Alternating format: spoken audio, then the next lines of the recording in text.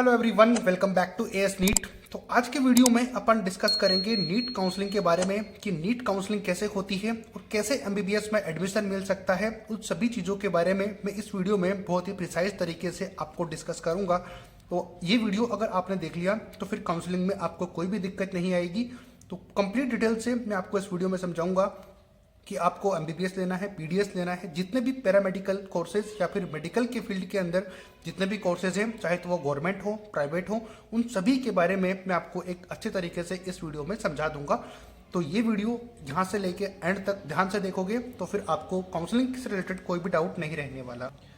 बाकी अगर आपके कोई डाउट्स रहते हैं तो मुझे ज़रूर कमेंट करके पूछ लेना, मैं आपको ज़रूर रिप्लाई करूँगा। इसके अलावा आप हमारी तरीके से या काउंसलिंग करवाना चाहते हो या फिर हमारी हेल्प से काउंसलिंग करवाना चाहते हो तो भी आप डिस्क्रिप्शन बॉक्स में इंस्टाग्राम आईडी का लिंक गिवन है, वहाँ पे मुझे फॉलो करके हमारी हेल्प ले सकते हो। हम आपकी ज़रूर हेल्प करेंगे एकदम जेन्युइन तरीके से।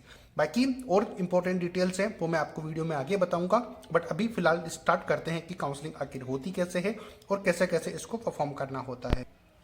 तो सबसे पहले बात करें तो काउंसलिंग को कंप्लीट डिटेल से मैं आपको इस वीडियो में इस तरीके से समझा दूंगा, बहुत छोटी सी तरीके से, जिससे कि आप जब काउंसलिंग में पार्टिसिपेट करो तो आपको दिक्कत ना हो। लेकिन एक प्रॉब्लम हो सकती है आपके साथ में, वो मैं आगे डिस्कस करूंगा। तो सबसे पहले आपकी काउंसलिंग दो पार्ट में डिवाइडेड होती है। एक तो एमसीसी की काउंसलिंग होती है, यानी कि ऑल इंडिया काउंसलिंग जिसको बोलते हैं। एक होती है स्टेट काउंसलिंग, जो आप जिस स्टेट से हो वो स्टेट अपने मेडिकल कॉलेजेस की सीट फिल करने के लिए खुद की तरफ से कंडक्ट करवाती है। तो एमसीसी की काउंसलिंग की बात करें तो यहाँ पर जितनी भी एमबीबीएस की सीटें इंडिया में है, वहाँ की 15% सीटें ऑल इंडिया कोटे में एमबीबीएस सीट्स के लिए अवेलेबल होती है और उसको एमसीसी कंडक्ट करवाता है, अपनी तरीके से काउंसलिंग करवाता है। और ऑल इंडिया कोटे का मतलब है कि जिस भी स्टेट के आप कैंडिडेट हो, आप इंडिया के किसी भी स्टेट के अंदर एडमिशन ले सकते हो या फिर किसी भी मेडिकल कॉलेज में आप एडमिशन ले सकते हो, चाहे तो आप इंडिया के किसी भी स्टेट से हो।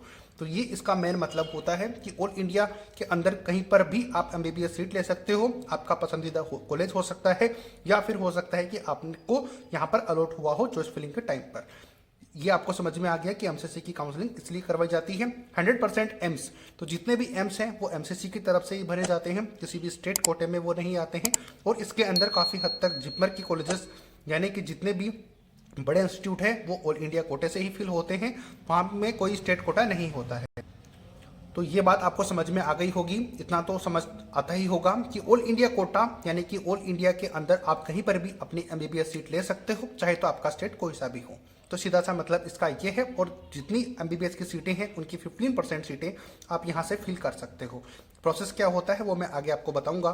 फिर बात करते हैं स्टेट कोटे की। तो ये काउंसलिंग होती है, तो सबसे पहले एमसीसी ही अपनी काउंसलिंग करवाता है, उसके बाद में नंबर आता है स्टेट कोटे की काउंसलिंग का।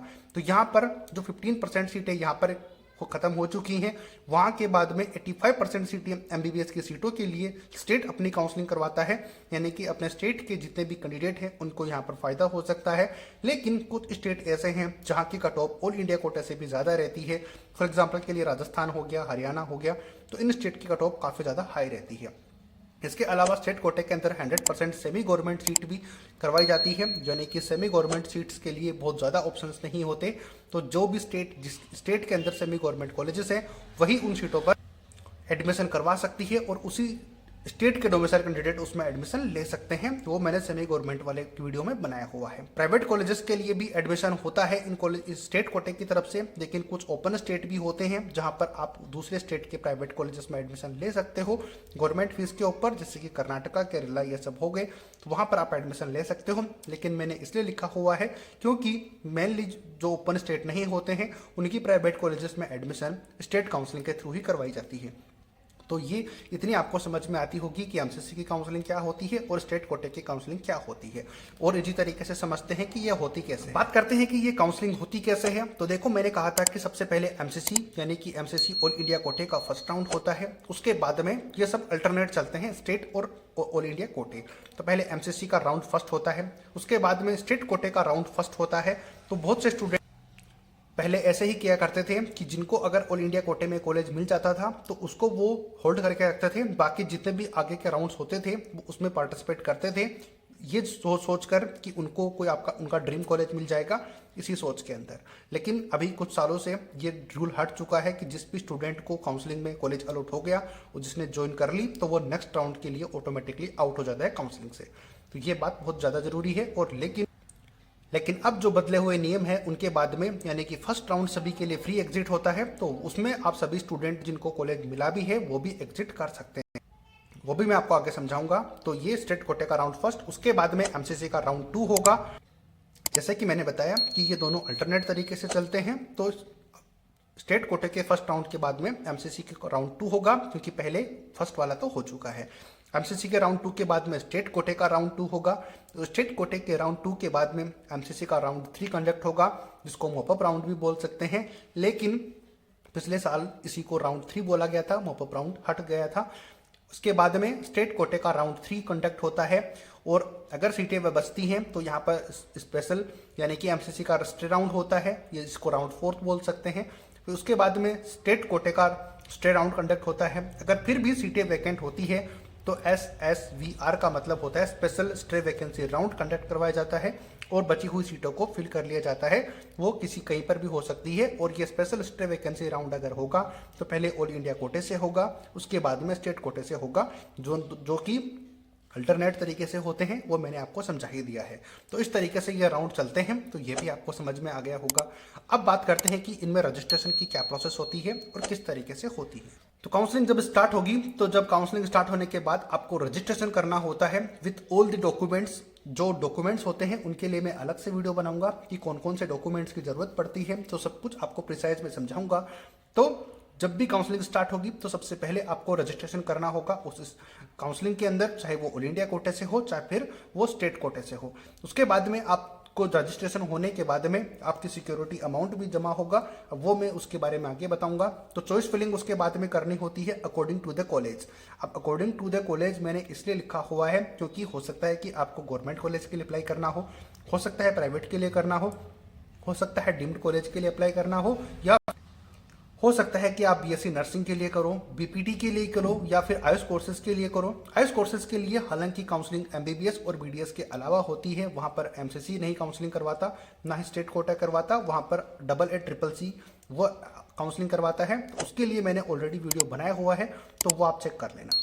तो जैसे ही आपने रजिस्ट्रेशन किया उसके बाद में आपको चॉइस फिलिंग करनी है। अब चॉइस फिलिंग डिपेंड करती है कि आपको कौन सा कॉलेज में एडमिशन लेना है आपके स्कोर के बेसिस पर, क्योंकि आपको तब तक पता चल ही जाएगा कि आपका स्कोर कितना है, क्योंकि रिजल्ट आ चुका होगा।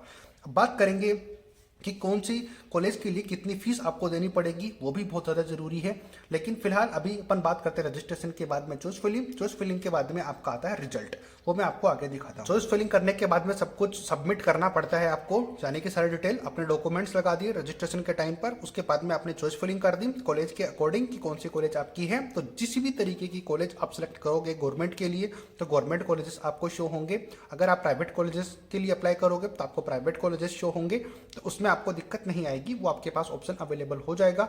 इसी तरीके की काउंसलिंग में पार्टिसिपेट करने के लिए हम चाहते हैं कि आप हमसे काउंसलिंग करवा सकते हो अगर आपको प्रॉब्लम आती है, क्योंकि थोड़ा कॉम्प्लिकेटेड तो होता है चॉइस फिलिंग करना और इन सभी के बारे में ध्यान रखना।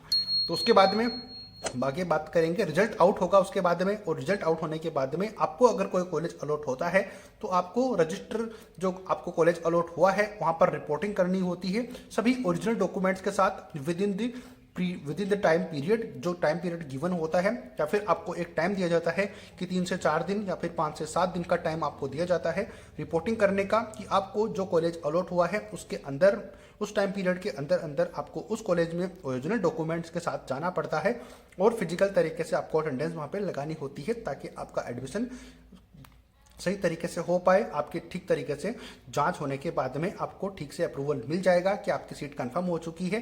तो यही प्रोसेस होता है। अब 5 से 7 दिन का टाइम इसलिए दिया जाता है क्योंकि ऑल इंडिया कोटे में है, तो आपको हो सकता है कहीं दूर कॉलेज अलॉट हो तो आपको जाने में थोड़ा टाइम लग सकता है। तो ये सभी प्रोसेस मैंने आपको समझा दिया।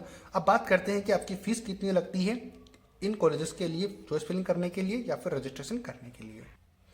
बहुत ज़्यादा प्रॉब्लम वाली बात यही होती है कि काउंसलिंग के टाइम पर आपकी फ़ीस कितनी लगती है वो बहुत ज़्यादा मैटर करती है। तो देखो, आपकी फ़ीस सिक्योरिटी अमाउंट की बात करेंगे तो गवर्नमेंट एमबीबीएस के लिए अगर आप अप्लाई कर रहे हो, काउंसलिंग करवा रहे हो, तो आपकी फ़ीस जो लगती है सिक्योरिटी अमाउंट 10 to 15,000 के बीच में आपकी फ़ीस लगती है। और ये अमाउंट चेंज हो सकता है, हर साल चेंज होता है, बट इसी के बीच में रह सकता है। प्राइवेट एमबीबीएस की बात करें तो 1 से 2 लाख के बीच में आपको सिक्योरिटी अमाउंट जमा करवाना पड़ता है। तो अगर आपका स्कोर इतना रहता है जहां पर आपको गवर्नमेंट कॉलेज नहीं मिलता, आप प्राइवेट के लिए अप्लाई करोगे या फिर डीम्ड कॉलेजेस के लिए अप्लाई करोगे, तो आपको करीब 2 लाख रुपए, 1 से 2 लाख रुपए के बीच में, या फिर टू बी एग्जैक्ट कह लो तो 2 से 2.5 लाख के रूप में बीच में आपको ये सिक्योरिटी अमाउंट अपने पास रखना होगा एक्स्ट्रा, ताकि आप अपनी काउंसलिंग करवा पाओ। ध्यान रखना कि ये अमाउंट आपका लगता ही है, इसके अलावा, इसके बिना आप काउंसलिंग नहीं करवा पाओगे। इसके अलावा रजिस्ट्रेशन फीस होती है, आप जब रजिस्ट्रेशन करोगे तब भी आपकी फीस लगेगी, वो 3,000 से लेकर 10,000 के बीच में लगती है।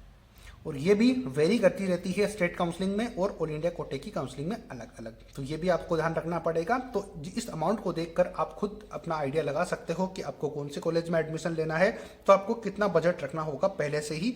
और सबसे बड़ी प्रॉब्लम सबके सामने ये होती है कि किसी एक्सपर्ट से काउंसलिंग करवाने का एक ही रीजन होता है कि ये काउंसलिंग की जो फीस है, सिक्योरिटी अमाउंट, ये आपका फॉरफिट हो सकता है। अगर आपने ठीक से काउंसलिंग नहीं करवाई, हालांकि फर्स्ट राउंड सबके लिए फ्री एग्जिट होता है, वहां पर आपकी कोई भी सिक्योरिटी अमाउंट फॉरफिट नहीं होता। लेकिन अगर इन केस आपसे ठीक से काउंसलिंग मैनेज नहीं हो पाई और अगर आपने इतने अमाउंट जमा करवाए हैं प्राइवेट कॉलेजेस के लिए और आपको क्योंकि काउंसलिंग के बारे में कंप्लीट इन्फॉर्मेशन नहीं पता, तो ये सिक्योरिटी अमाउंट आपका फॉरफिट हो सकता है और ये वापस रिफंड आपको नहीं हो सकता। तो ये प्रॉब्लम स्टूडेंट के सामने होती है। फिर वो कंटिन्यू हमें मैसेज करते रहते हैं कि सर हमारा जो रिफंड है वो अभी तक नहीं आया है। वो होता इसी तरीके से है क्योंकि आपने ठीक से मैनेज नहीं हो पाती है काउंसलिंग, और यही रीज़न होता है कि एक अच्छे काउंसलर को हायर करना, उनसे काउंसलिंग करवाने का यही सबसे बड़ा रीज़न होता है। क्योंकि वो थोड़ा बहुत चार्ज तो आपका लगेगा उन काउंसलिंग करवाने के लिए, लेकिन वो आपकी काउंसलिंग बड़े स्मूथ तरीके से करवाते हैं। इसीलिए अगर आप चाहते हो कि आपकी काउंसलिंग सही से हो और अच्छे तरीके से कंप्लीट हो, तो फिर आप मुझे मैसेज कर सकते हो, मैं आपकी हेल्प जरूर करूंगा। स्टूडेंट के सामने जितनी ज़्यादा इजी तरीके से आप करवाओगे उतना ही रहेगा। लेकिन सबसे इंपॉर्टेंट बात यह है कि आपको अगर कोई ये बोलता है कि हम आपका कम स्कोर के ऊपर, कम बजट के ऊपर आपको एडमिशन दिला देंगे, तो ऐसा कहीं पर भी नहीं होने वाला। आपका एमबीबीएस कॉलेजेस या फिर ये कह लो कि मेडिकल के किसी भी फील्ड में एडमिशन होगा तो वो सिर्फ और सिर्फ काउंसलिंग के बेसिस पर होगा, क्योंकि आपके नंबर, आपका डेटा बहुत सारे कोचिंग के थ्रू लीक हो जाता है या फिर वहाँ से ले लिया जाता है। तो फिर आपको फ़ोन कॉल्स या फिर मैसेजेस आ सकते हैं कि हम आपको सस्ते कॉलेजेस आपको कम नंबर के ऊपर दिलवा देंगे। और वहाँ पर बच्चों से प्रॉब्लम हो जाती है, पेरेंट्स से भी हो जाते हैं। वो ये सोचकर कि वो ये सोचते हैं उस टाइम पर कि कैसे ना कैसे करके हमें एक एमबीबीएस कॉलेज मिल जाए, तो इससे अच्छी कोई और इन्फॉर्मेशन नहीं हो सकती। लेकिन वो अच्छी इन्फॉर्मेशन के साथ साथ आपका टाइम और पैसा दोनों वेस्ट होता है, क्योंकि ऐसा कोई भी ऑप्शन अवेलेबल नहीं है जहाँ पर आप एमबीबीएस में एडमिशन ले पाओ किसी दूसरे माध्यम से। क्योंकि सिर्फ और सिर्फ एक ही तरीका है एडमिशन लेने का, वो है नीट काउंसलिंग। नीट काउंसलिंग के अलावा आप किसी भी तरीके से एडमिशन नहीं ले पाओगे, चाहे बिना नीट के भी आपको कोई बोले तो भी नहीं ले पाओगे। हर एक फील्ड में आप एडमिशन ले पाते हो सिर्फ और सिर्फ नीट के स्कोर के ऊपर और नीट की काउंसलिंग के बेसिस पर, जो कि 2 टाइप की होती है, एमसीसी की तरफ से और एक स्टेट कोटे की तरफ से, जो कि मैंने आपको इन्फॉर्मेशन दे दी है दोनों के बारे में। सारी मैंने इन्फॉर्मेशन आपको बता दी है। काउंसलिंग का सिर्फ यही प्रोसेस है जो कि मैंने आपको बड़े छोटे तरीके से और बड़े ही इजी तरीके से समझा दिया है। अगर फिर भी आपके कोई डाउट रहते हैं, कुछ पूछना चाहते हो, तो आप ज़रूर मुझे कमेंट करके पूछना। मैं सबका रिप्लाई करता हूं, तो आप ही का ज़रूर करूंगा। और आप अगर पर्सनल मैसेज करना चाहते हो तो इंस्टाग्राम आईडी का लिंक गिवन है, वहाँ मुझसे बात कर सकते हो, कंसल्ट कर सकते हो, तो उसमें कोई भी दिक्कत नहीं आएगी। तो ये पूरी काउंसलिंग की प्रोसेस मैंने आपको समझा दी है। डॉक्यूमेंट्स के लिए मैं अलग से वीडियो बना दूंगा, वो आपके लिए हेल्पफुल होगा। और बाकी जैसे भी डिटेल्स आती रहेंगी काउंसलिंग के लिए, तो मैं आपके साथ में हूँ, आपको हर एक तरीके से गाइड करने के लिए। तो ये वीडियो आपको समझ में आया होगा, तो अच्छा लगा हो तो लाइक कर देना। अगर पसंद आया हो, इन्फॉर्मेशन अच्छी लगती हो, कुछ नया सीखने को मिला हो, तो सब्सक्राइब कर देना, जिससे मेरा कॉन्फिडेंस बूस्ट होगा और मैं आपके लिए हेल्प करता रहूँगा। मिलते हैं नए अपडेट, नई वीडियो के साथ। जय हिंद, जय भारत।